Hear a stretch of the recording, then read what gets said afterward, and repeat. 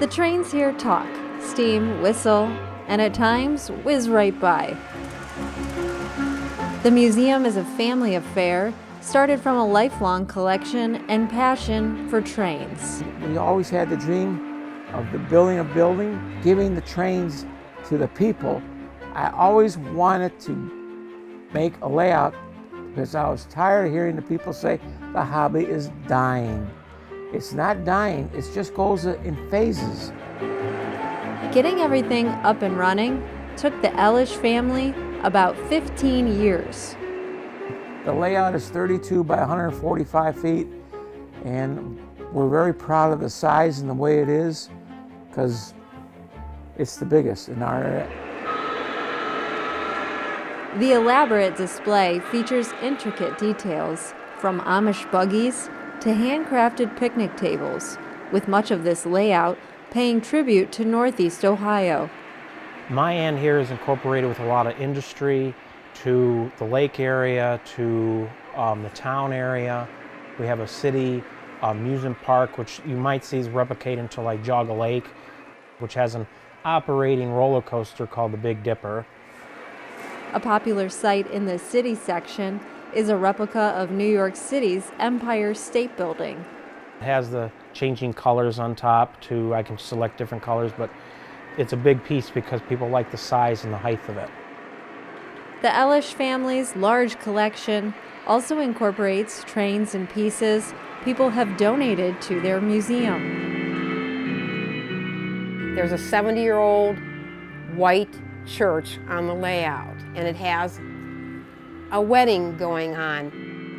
He knew the gentleman. He had passed away from cancer, but he was really special. That is one of my favorite pieces. Visitors can lose track of time taking in all of the scenes throughout the layout, which features a mix of city and country life. As you come into my side, we have the Amish area, more like Jogga County area, more like Cleveland, east side of Cleveland. This is my pride and joy of section that my dad let me have. Basically, I control this whole end for the public to see. We also have the Best Sand Company, which was made in honor of my great-grandfather, which my brother made. And we all took turns on different creativities, and we basically would go travel around, and we would get ideas of different buildings, how things would look, the nature. So we kind of would get a good replica of how things would look, so it wouldn't look too much and it wouldn't look too little. Ashley Elish and her brother, Tom Jr., run the trains and control the features on opposite ends of the museum.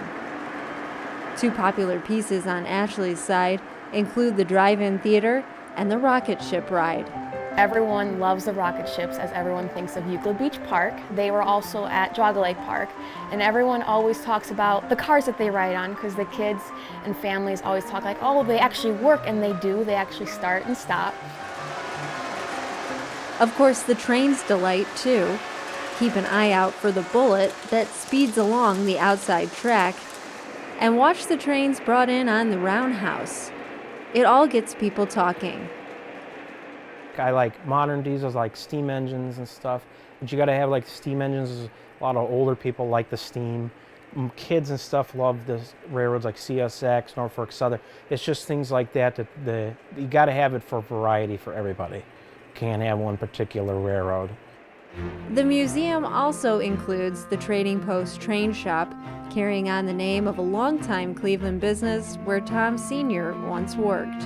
Back in the time in the 70s and 80s, there was a time period when I was there at the store. A lot of people would come in, holiday times, but you never hardly seen the children. They come in with their parents, but mostly it was the parents that came in. So today, it's because we have this massive train display, I get the chance to share it with the children of the country and our world, and that's very important to me. The plan is to keep all these trains running well into the future, with the next generation of the Elish family eventually taking the reins. And that makes me feel very happy and relaxed, because a lot of businesses like this die, they close, because nobody's there to take over. The museum's name, Corner Field, is a nod to another family dream pursued a large ball field that was built for Ashley when she was 10 and sick with meningitis. I asked my dad to build me a big ball field in my front yard, and he's the greatest dad in the world and my role model, and he made that dream come true for me on Christmas.